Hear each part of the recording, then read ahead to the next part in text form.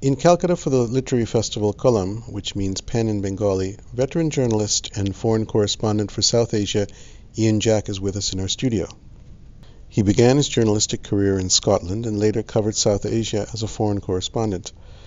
He co-founded The Independent on Sunday in 1991 and was editor for 5 years. He also edited the literary magazine Grantha between 1995 and 2007. He currently writes a column for the British newspaper The Guardian. His reporting has been published as an anthology, and the second such book has just come out from publisher Jonathan Cape. Ian returned to Calcutta in January 2014. He had previously lived with his wife in Ballygunge and returned there for the Kolkata Literary Meet. Welcome back to Calcutta, Ian. Thank you very much. And can you just tell us, we were talking just briefly in the as the interview was being set up about the Calcutta of one's minds and memories versus the Kolkata that one faces in reality on the streets. And as somebody who lived here during the 70s and experienced the Kolkata of the 1970s, what's it like coming back in 2014 and seeing the change and seeing the evolution?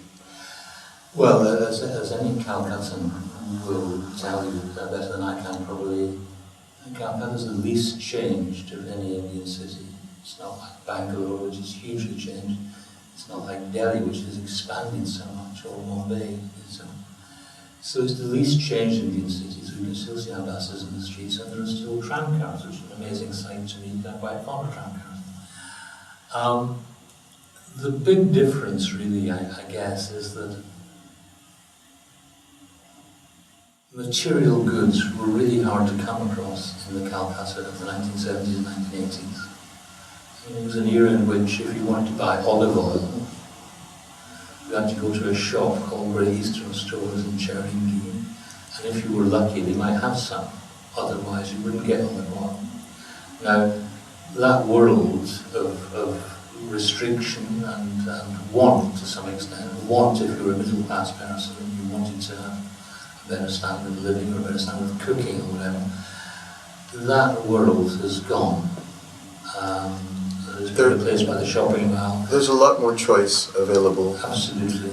So the idea that, and one of the great attractions of Calcutta, I think especially for a British person, but I think people more generally also, was that it was in a way a bit like a city in aspic. It hadn't changed very much. In fact, looking at the history of Calcutta from the war onwards, from the Second World War onwards, it's rather kind of gone back in time rather than forward, because at one time, as you probably know, you could get a wide variety of airlines. You landed at Dum-Dum.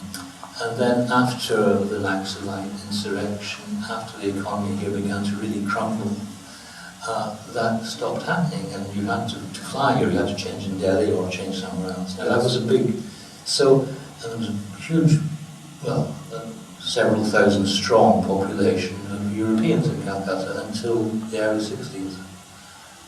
They all disappeared. So when I came to Calcutta in 1977, it was in a very odd state. It had been created partly by Europe, partly by Britain, but all that was disappearing, leaching away. All these huge managing agencies you had, like Shaw Wallace and Andrew Yule and so on, which had been such big things in Calcutta, were gradually being Indianized or closed down.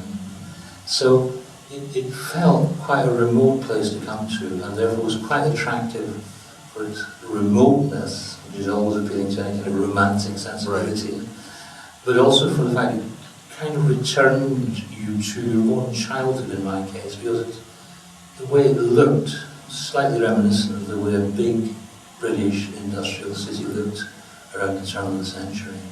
Lots of big, small blackened buildings. If you went up the Hoogly for a mile or two, you saw line and line of jute mill chimneys.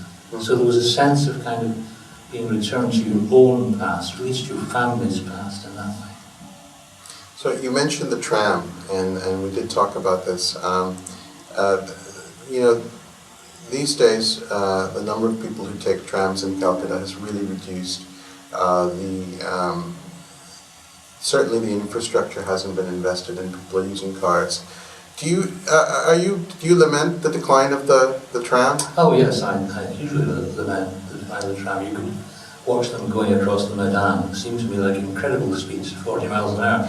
And now they kind of go about 10 miles an hour. So it's become a much slower, dilapidated service. Well, you could see the entire city, right, by tram at that time. I mean, I was right. As I think I may have said that when I first came to Calcutta, I took something called the Calcutta tram tour around Calcutta. I went to Ballygunge, went to Showa Bazaar, went to Tullygunge, went to Howrah, I think, as well. So there was a sense in which Calcutta had a great pride in its tramway, which I suppose has largely vanished. Having said that, I'm always on guard against what you might call tourist sentimentalism. It's all very well for me to mourn the disappearance of the tram, but if there's a better way of getting around town, that's fine. I mean, that's not up to me to decide. But having said that, I don't think there's actually, probably is a better way of getting around town. I think it's environmentally friendly and quite engaging way to move about town, I think.